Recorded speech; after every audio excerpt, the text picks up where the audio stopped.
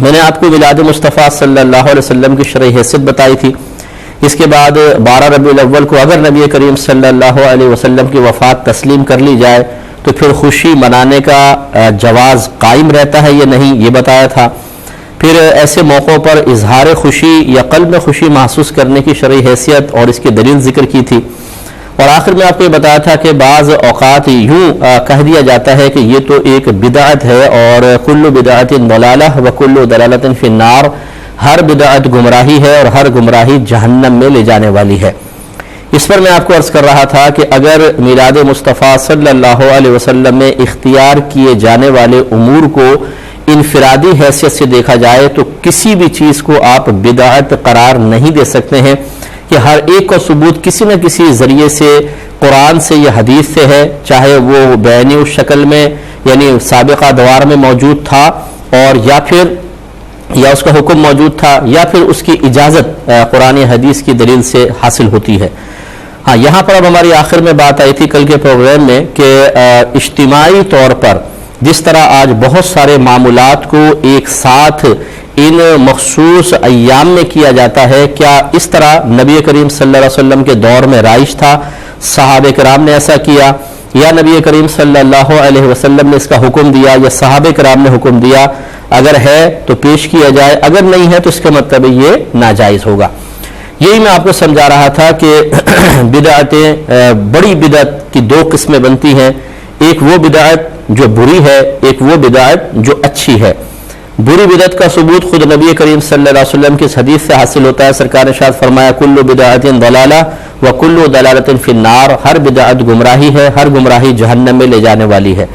اور اچھی بدعت کا ثبوت عمر فاروق رضی اللہ تعالیٰ عنہ کے اس جملے سے ہوتا ہے جو آپ نے تراویح کی جماعت اپنے زمانے میں نئی قائم کی، پہلی مرتبہ قائم کی۔ زمانہ رسول اس سے خالی تھا، زمانہ صدیق اکبر رضی اللہ تعالیٰ عنہ اس سے خالی تھا، اور جب آپ نے ایک امام کے پیچھے صحابہ کرام کو باقاعدہ باجماعت تراویح کے لیے جمع کر دیا اور آپ دیر سے پہنچے تو آپ نے فرمایا کہ نعمت البدعۃ ھذہ، یہ کیا ہی اچھی بدعت ہے۔ اب ہمارے نبی کریم صلی اللہ علیہ وسلم بھی لغت قریش استعمال فرماتے تھے، آپ کی بھی لغت قریش ہی تھی۔ یقینی سی بات ہے کہ نبی کریم صلی اللہ علیہ وسلم جس معنی اور مفہوم کے پیش نظر بدعت کا لفظ استعمال کر رہے ہیں، یہ ہو ہی نہیں سکتا کہ عمر فاروق رضی اللہ تعالی عنہ ان معانی سے قطع نظر بدعت کا کوئی اور نیا مفہوم نکال کر اس جملے میں ذکر کر رہے ہوں۔ دونوں بدعت کا ایک ہی معنی ہے، ایسا نیا کام جو نبی کریم صلی اللہ علیہ وسلم کے دور مبارکہ میں نہ ہوا ہو وہ نیا کام بدعت کہلائے گا، چاہے دین میں ہو چاہے دنیا میں۔ اسی لیے آپ نے اس دینی کام کو بدعت قرار دیا۔ اس سے ایک اور بات کا جواب بھی حاصل ہو گیا کہ بعض لوگ یہ کہتے ہیں کہ جی دنیا کے اندر مطلب نئے امور کو پیدا کیے جائیں تو مسئلہ ہوتا ہے، دین کے اندر اچھی مصلحت کے لیے کر لے اس کو بدعت نہ کہیں، وہ بھی بدعت ہے، چاہے دینی معاملے میں ہو چاہے دنیا میں معاملے میں اس کو بدعتی کہا جائے گا۔ اور اس کو لیکن فرق یہ ہے کہ جو نبی کریم جس کی نشاندہی فرما رہے ہیں وہ بدعت سیئہ ہے، اور جو عمر فاروق رضی اللہ تعالیٰ عنہ فرما رہے ہیں وہ بدعت حسنہ ہے۔ اس پر ہم مزید کلام کریں گے۔ کالر ہے، السلام علیکم۔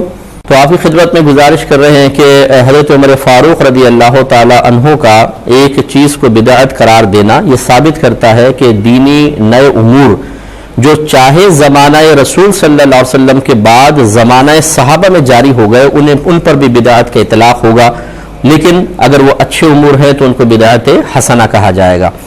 تو اب اس سے آپ غور و تفکر کر سکتے ہیں کہ اگر ہم اب یوں سوال کریں کہ یہ میلاد مصطفیٰ صلی اللہ علیہ وسلم جو آج کل اجتماعی طور پہ جس طریقے سے منائی جا رہی ہے، اگر ان میں سے منکرات شرعیہ کو نکال دیا جائے، یعنی جو عوام از خود کچھ غلط چیزیں ایڈ کر لیتی ہے جس کی میں انشاءاللہ نشاندہی اس کی بھی کروں گا، ان کو نکال دیجئے، فی نفس ہی کھانا کھلانا، نبی کریم صلی اللہ علیہ وسلم کے معجزات، فضائل و کمالات کا بیان نظم میں نثر میں، اسی طرح جلوس نکالنا بشرطے کہ کسی کے لیے تکلیف کا سبب نہ بن رہا ہو، اسی طرح جھنڈے وغیرہ لہرانا، اور نبی کریم صلی اللہ علیہ وسلم کے لیے محافل قائم کرنا، یہ چیزیں سب اچھے کام ہیں یا برے کام، ان کو اچھا کہا جائے یا برا کہا جائے؟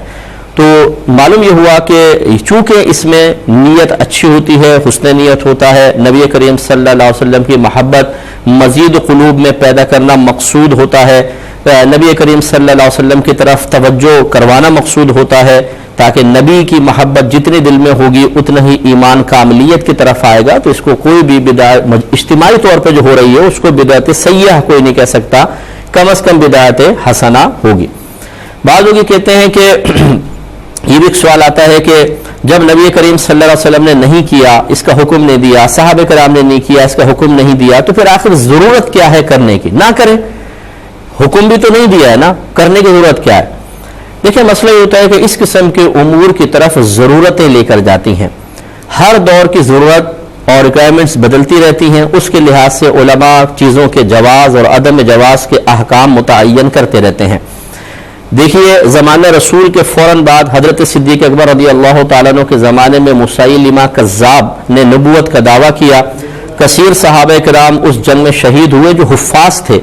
تو حضرت عمر فاروق رضی اللہ تعالیٰ عنہ نے حضرت ابوبکر صدیق رضی اللہ تعالیٰ عنہ سے گزارش کی کہ اگر اسی طرح حافظ صحابہ شہید ہوتے رہے تو قرآن پاک کی حفاظت کا معاملہ خطرے میں پڑ جائے گا, لہٰذا آپ قرآن کو جمع کیجئے. تو ابوبکر صدیق رضی اللہ تعالیٰ عنہ کا جملہ انتہائی قابل غور ہے کہ جو کام نبی کریم صلی اللہ علیہ وسلم نے نہیں کیا وہ میں کیسے کر سکتا ہوں. اس سے ذرا تھوڑا سا غور و تفکر کر لیجئے سننے والے کہ اگر صحابہ کے دور میں نیا کام کرنا کوئی بدعت نہ ہوتا, کوئی مطلب یہ کہ اس پہ آبجیکشن ہی نہیں تھا, تو کیوں کہہ رہے ہیں حضرت ابوبکر صدیق رضی اللہ تعالیٰ عنہ کہ جو کام نبی کریم کے دور میں نہیں ہوا میں کیسے کر سکتا ہوں؟ اس کا مطلب صحابہ کرام بھی یہ سمجھتے تھے کہ نیا کام چاہے ہمارے زمانے میں ہو وہ نہیں ہونا چاہیے. پھر اس پر حضرت عمر فاروق نے کیا کہا میں عرض کرتا ہوں, لیکن ایک مختصر سے بریک کے بعد. تو آپ کی خدمت میں گزارش کر رہے تھے کہ اگر کسی کام کا نبی کریم نے حکم نہیں دیا, صحابہ کرام نے حکم نہیں دیا, یا اس کام کو کر کے نہیں دکھایا, تو ضروری نہیں ہے کہ ہم بھی وہ کام کریں, اور یہ بھی ضروری نہیں ہے کہ نہ کریں. ضرورتیں ہوتی ہیں جو بعض اوقات اس قسم کے کاموں پر ابھارتی ہیں یا مجبور کر دیتی ہیں کہ نئے کام کا ارتکاب کیا جائے. جیسے صدیق اکبر رضی اللہ تعالی عنہ کے دور اقدس میں جمع قرآن کا مسئلہ ہوا. حالانکہ پہلے آپ نے انکار کیا کہ میں ایسا کیسے کر سکتا ہوں جو کام نبی کریم صلی اللہ علیہ وسلم نے نہیں کیا, لیکن جب حضرت عمر فاروق رضی اللہ تعالی عنہ نے اصرار کیا تو پھر آپ اس طرف مائل ہوئے اور باقاعدہ جمع قرآن ہوا. حالانکہ نہ سرکار نے اس کا حکم دیا تھا, نہ سرکار کے زمانے میں ہوا. تو صحابہ کرام کا عمل ہمارے لیے دلیل ہے جس سے ایک نتیجہ آپ نکال سکتے ہیں, اور یہ فقہا بڑے آسانی سے اور یہ اچھی طریقے سے بات کو سمجھ سکتے ہیں کہ صحابہ کرام کا عمل ہمارے لیے دلیل ہے. انہوں نے خود ایک دلیل چھوڑ دی ہے کہ ایک کام اگر نبی نہ کرے, نبی حکم نہ دے, لیکن اس کام میں دینی مصلحتیں ہوں, فائدہ ہو, تو اس کام کو اختیار کیا جا سکتا ہے. اس پر اور کلام کرتے ہیں. پہلے ایک مزید کالر ہے. السلام علیکم. ٹھیک ہے انشاءاللہ عرض کرتا ہوں میں. تو آپ کی خدمت میں گزارش کر رہے تھے اسی عمر فاروق رضی اللہ تعالی عنہ کے دور میں تراویح کی جماعت کا قائم ہو جانا یہ نئی چیز تھی, پہلے نہیں تھا. اسی طریقے سے حضرت عثمان غنی رضی اللہ تعالی عنہ نے جمعے کی پہلی اذان شروع فرمائی, ورنہ پہلے جو دوسری اذان جو خطبے سے تھوڑی دیر پہلے ہوتی ہے بس وہی ایک اذان ہوتی تھی. زمانہ رسول میں بھی, صدیق اکبر, عمر فاروق رضی اللہ تعالی عنہما کے دور اقدس میں بھی عثمان غنی رضی اللہ تعالیٰ عنہ نے پہلی اذان ایجاد کی ہے, اور آج آپ دیکھیں کہ ہر جگہ پہلی اذان دی جا رہی ہے. اس کو کیوں نہیں بدعت قرار کیا جاتا؟ اسی طریقے سے پھر قرآن پاک پہ اعراب, زبر, زیر پیش بہت بعد میں لگے ہیں, کیونکہ ضرورت پیش آئی کہ جب اجمیوں میں قرآن پہنچا تو ان کے اعراب قرآن میں نہیں تھے, تو وہ غلط زبر زیر پیش کو پڑھ دیا کرتے تھے. جہاں زبر پڑھنی ہے زیر پڑھ دی, زیر پڑھنی ہے زبر, اس سے معانی مفاہیم بدلنے لگے, تو پھر اعراب لگانے کی ضرورت پیش آئی. اسی طریقے سے پھر آیات, اور یہ تو ایک حیرت انگیز بات ہے, اور میں سب کو دعوت دیتا ہوں اس پر غور و تفکر کیجئے کہ قرآن عظیم جس مقدار میں نازل ہوا اتنی مقدار میں اب بھی ہے اور قیامت تک رہے گا, اس کا کوئی انکار نہیں. ایک حرف, ایک زبر زیر پیش بھی نہیں بدل سکتا. لیکن قرآن پاک 30 سپاروں کی شکل میں تقسیم شدہ نازل نہیں ہوا تھا. صورتیں اللہ تعالیٰ کی طرف سے متعین تھی, ان کے نام بھی اللہ کی طرف سے تھے, لیکن یہ 30 سپاروں میں قرآن عظیم کو تقسیم کرنا اور پھر ان سپاروں کے نام رکھ دینا یہ کسی نامعلوم شخص کا کارنامہ ہے. لہٰذا اگر آپ ثبوت لا کر بتا دیں سرکار نے 30 سپارے بیان کیے ہوں, صحابہ کرام نے بیان کیے ہوں, تابعین نے بیان کیے ہوں, انشاءاللہ کہیں نظر نہیں آئے گا. ہر مکتبہ فکر قرآن چھاپتا ہے, 30 سپارے چھاپتا ہے, بتائیں یہ بدعت جاری کیسے ہو گئی ہے؟ اسی طریقے سے مسجد پر گنبد اور مینار یہ پہلے کسی دور میں نہیں تھے, بعد کے دور میں ایجاد ہوئے. جب مسجدوں اور عام گھروں میں کہ امتیاز قائم کرنا مقصود ہوا اور ضرورت محسوس ہوئی تو پھر گنبد اور مینار کا مسئلہ پیدا ہوا. تو بہرحال خلاصہ کلام یہ ہوا کہ اب دینی مدارس آپ دیکھ لیجئے، ہر مکتب فکر کے اپنے دینی مدارس ہیں. کیا نبی کریم نے حکم دیا تھا ایسی پختہ عمارتیں بناؤ، اس پہ طالب علموں کو ٹھہراؤ، سلیبس متعین کرو، اولا میں یہ کتابیں پڑھاؤ، ثانیہ میں یہ، ثالثہ میں یہ، رابعہ، خامسہ، سادسہ، سابعہ، پھر دورہ حدیث میں یہ، پھر اس وقت میں ختم کرنا، ختم بخاری کی تقریب ہونی چاہیے، پھر سند دو، دستار بندی ہو، امامہ باندھا جائے؟ نہ سرکار نے حکم دینا، صحابہ کرام نے، یہ سب ہوتا چلا جا رہا ہے. اسی طریقے سے جو صحاح ستہ ہے، دیگر حدیثوں کی کتابیں، سرکار نے حکم دیا تھا کہ ان کتابوں کو متعین کرو، مرتب کرو، اور ایک کا نام بخاری رکھو، دوسری کا مسلم رکھو، تیسری کا ابن ماجہ، نسائی، ابو داؤد وغیرہ یہ رکھو. کوئی حکم نہیں تھا، سب یہ اکابرین نے. پھر حدیثوں کے نام، پھر اسماء الرجال کا علم. تو اور اسی طرح جماعت کے اوقات آپ دیکھیے، مساجدوں کا پختہ کرنا، ان میں قالینیں ہیں، اسپیکر پہ نماز ہے، اور جماعتوں کے اوقات اپنی طرف سے مخصوص کرنا. یہ فجر اتنے بجے ہوگی، ظہر کی جماعت اتنے بجے، جمعہ اتنے بجے، عصر، مغرب، عشاء اتنے بجے، ہر ایک نے ایک چارٹ سے لگایا ہوتا ہے. حالانکہ نبی کریم صلی اللہ علیہ وسلم نے اس کا حکم دیا، نہ اس طرح وقت مقرر کر کے سرکار نے کبھی نماز پڑھائی ہے. تو اس لیے خلاصہ کلام یہ ہے کہ اگر کوئی یہ کہے کہ نہیں بدعت صحابہ کے اور تابعین کے دور کے بعد جو نیا کام ہے وہ بدعت ہے، تب بھی مطلب بات نہیں بنے گی، کیونکہ ہزارہ نئے کام بعد میں سٹارٹ ہوئے ہیں.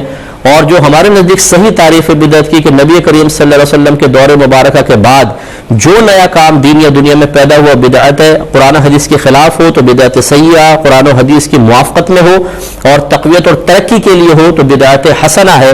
تو پھر یہ ہر صورت میں ہزارہا نئے کام ہیں کہ جن کو کیا جا رہا ہے، نہ سرکار نے حکم دیا، نہ صحابہ نے، ضرورت کے تحت. اسی طریقے سے یہ ہے کہ نبی کریم صلی اللہ علیہ وسلم کی محبت ایمان کو کامل کرتی ہے.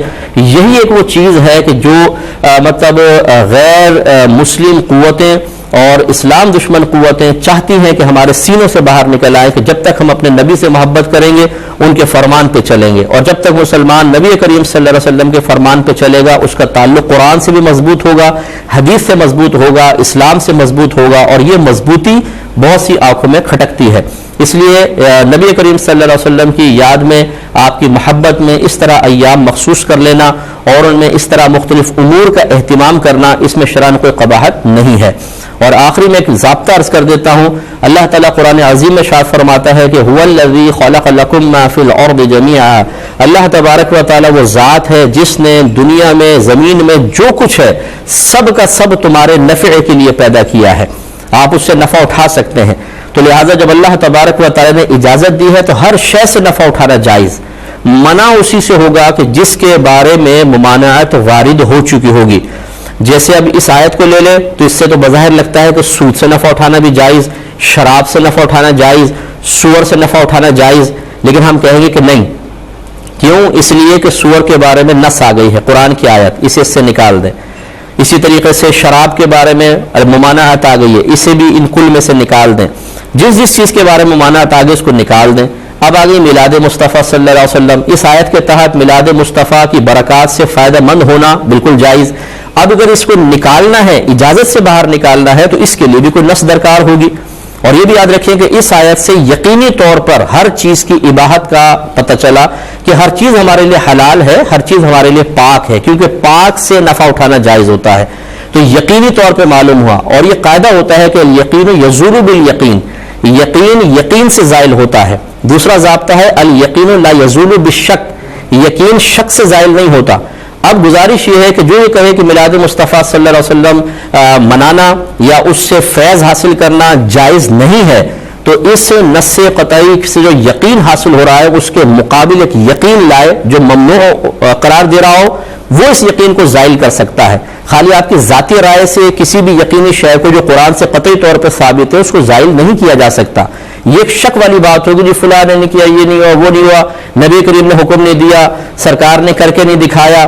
یہ کوئی پختہ دلیلیں نہیں ہوتی ہیں.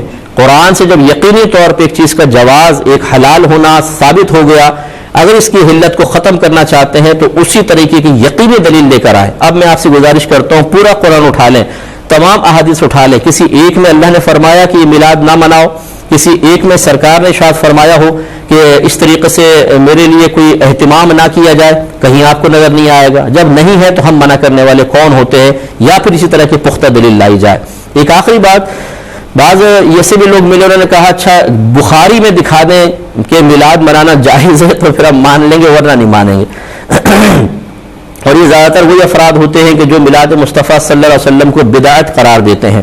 ایسے حضرات کی خدمت میں انتہائی دائرۃ میں رہ کے گزارش ہے کہ یہ جو آپ کہہ رہے ہیں کہ بخاری میں دکھا دیں تو مان لیں گے ورنہ نہیں، تو میں آپ سے گزارش کرتا ہوں کہ پہلی بات تو یہ کہ امام بخاری اگر اتنے آپ کے نزدیک معتبر ہیں تو اپنا یہ دعویٰ بخاری شریف میں دکھا دیں. امام بخاری نے فرمایا ہو کہ میری بخاری میں ملے تو قبول کرنا، نہ ملے تو قبول نہ کرنا. چلیں یہ بخاری میں دکھا دیں. تو اگر بخاری میں کسی شے کا نہ ہونا اس کے غلط ہونے کی دلیل ہے تو پھر آپ کا دعویٰ بھی غلط ہے، آپ کا یہ مطالبہ بھی غلط ہے، کیونکہ یہ بخاری میں موجود نہیں ہے. دوسری بات یہ کہ کیا کبھی نبی کریم صلی اللہ علیہ وسلم نے اس کا حکم دیا کہ بخاری میں ڈھونڈو، یا صحابہ کرام نے ایسا کر کے دکھایا؟ جب نہیں ہے تو اس کا مطلب یہ مطالبہ ہی بدعت ہوا آپ کے ضابطے کے مطابق. اس لیے توجہ فرمائیں. ایک مختصر سا بریک لیں گے، ہمیں یقین ہے آپ